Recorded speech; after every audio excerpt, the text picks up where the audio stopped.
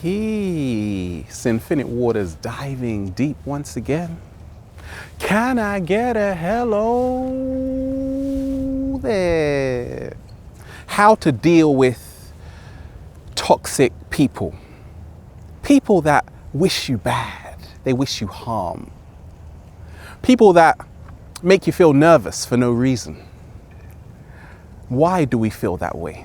I received a question because with these protests in Ferguson, a lot of people have been wanting to know my opinion on the whole subject as a criminologist as well as a psychologist.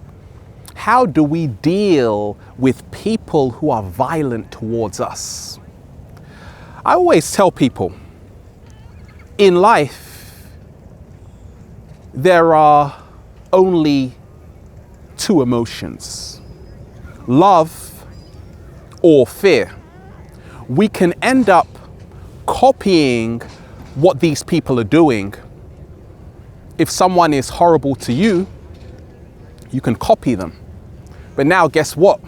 You have become them. So it doesn't make sense because now we end up becoming like the very people we are opposed to. In dealing with toxic people, I'm going to share with you what's helped me along my journey.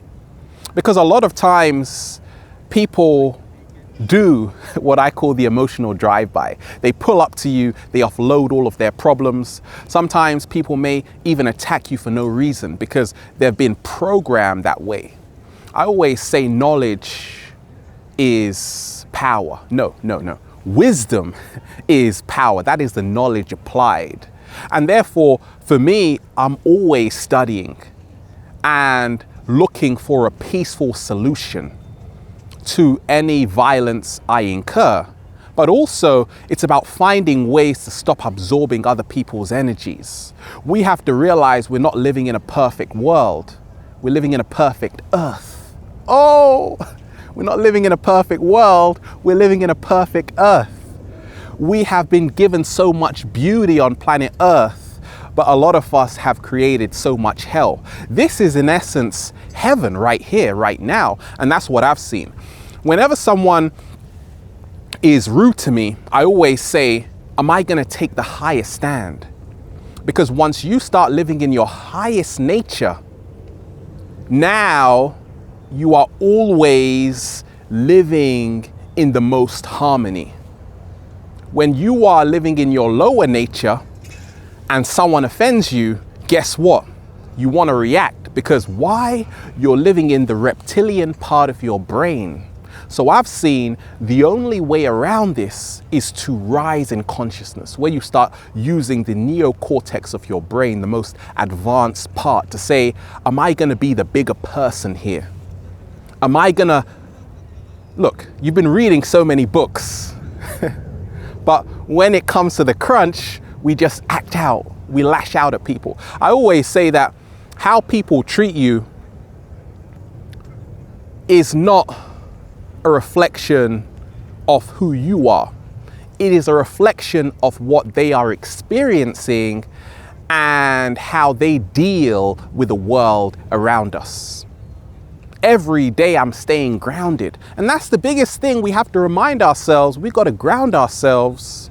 Oh yeah, we got to ground ourselves, whether it's in nature, whether it's going for a jog, exercising, releasing all of this build-up energy. Otherwise, anybody can just push your buttons and guess what? You're going to become very angry.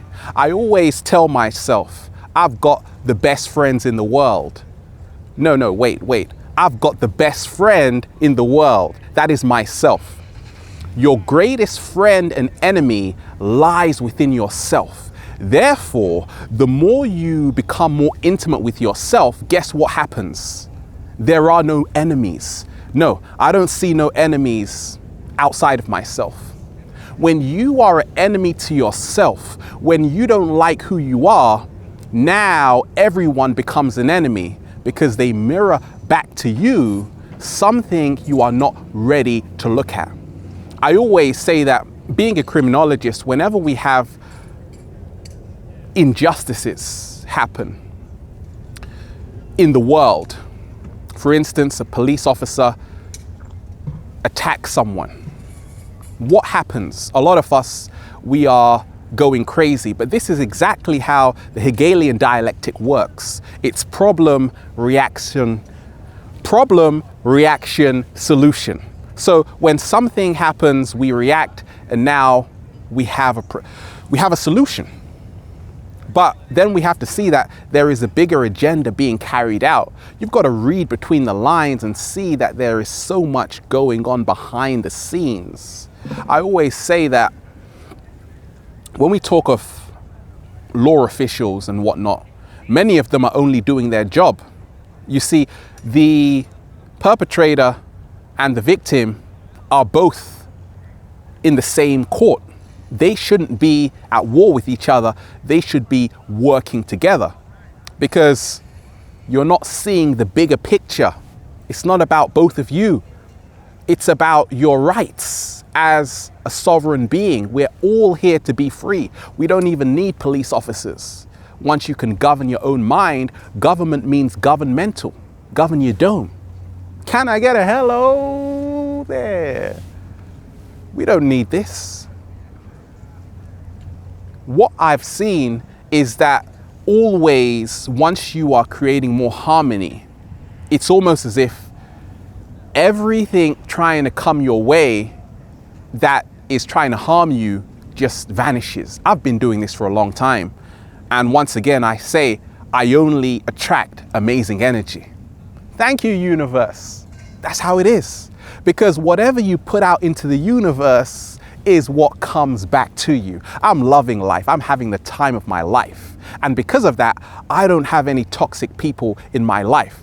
First of all, I don't have toxic friends, because if they are toxic, they're not your friends in the first place, because friends act as a support network to you.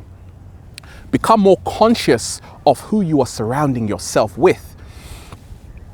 Also, become more conscious of how society is perceiving you. And lastly, become more conscious of how you perceive yourself. I always say there are no accidents in the universe, but wisdom, only wisdom can free us all, not fighting. Wisdom, because once you have the wisdom, you become so powerful. Educate yourself, liberate yourself, and realize, connect with those who remind you who you are. We're here in nature.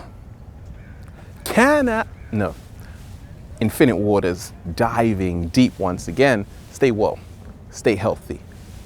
Peace.